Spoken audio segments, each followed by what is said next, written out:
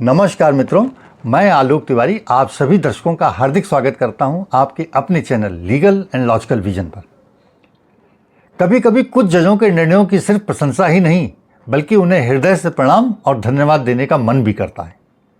जी हां, आज मैं बात कर रहा हूं सुप्रीम कोर्ट के 9 अक्टूबर 2025 के उस फैसले की जिसमें अदालत ने कानून की आत्मा को शब्दों से और कानून से भी ऊपर रखा और 2 विधवा बहनों को न्याय दिलाया।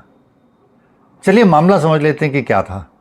The new India assurance company limited बनाम कोग्गा का ये मामला था जिसमें एक अविवाहित भाई की मृत्यु हो जाती है जो नौकरी में था।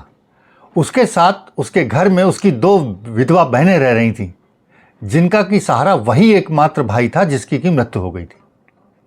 लेकिन मृत्यु के बाद बीमा कंपनी ने यह कहकर के मुआवजा देने से मना कर दिया कि एम्प्लॉइज कंपनसेशन एक्ट 1923 के अनुसार केवल नाबालिग विधवा बहनों को ही आश्रित माना जाता है, डिपेंडेंट माना जा सकता है, इसलिए मुआवजा नहीं मिलेगा।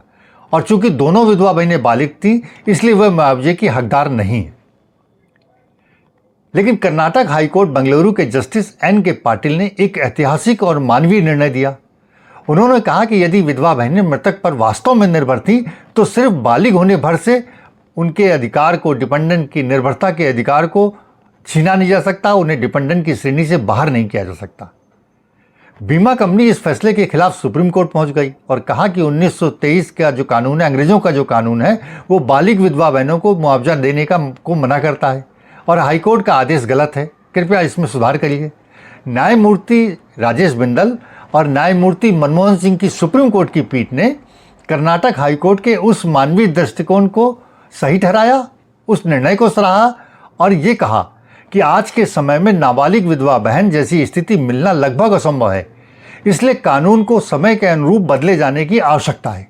साथ ही सुप्रीम कोर्ट ने आश्रित की परिभाषा बदलने के लिए भी यह मामला लॉ कमीशन ऑफ इंडिया कानून आयोग को भेजने का आदेश दे दिया ताकि वो 1923 के अंग्रेजों के जमाने के कानून को आज के भारत की सामाजिक सच्चाई के हिसाब से संशोधित कर सके।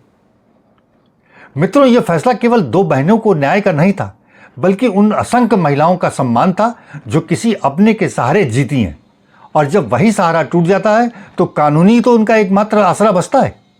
सुप्रीम कोर्ट के न्यायमूर्ति राजेश बिंदल, मनमोहन और कर्नाटक हाईकोर्ट के जस्टिस एन के पाटिल को इस संवेदनशील सोच और कानून से ऊपर न्याय की वास्तविक परिभाषा के लिए हृदय से आभार स्वयं निकलता है। यह निर्णय बताता है कि कानून ही सब कुछ नहीं होता, न्याय ही अंतिम और सर्वोच्च होता है। तो मित्रों, यदि आपको वीडियो अच्छा लगा हो तो लाइक करें।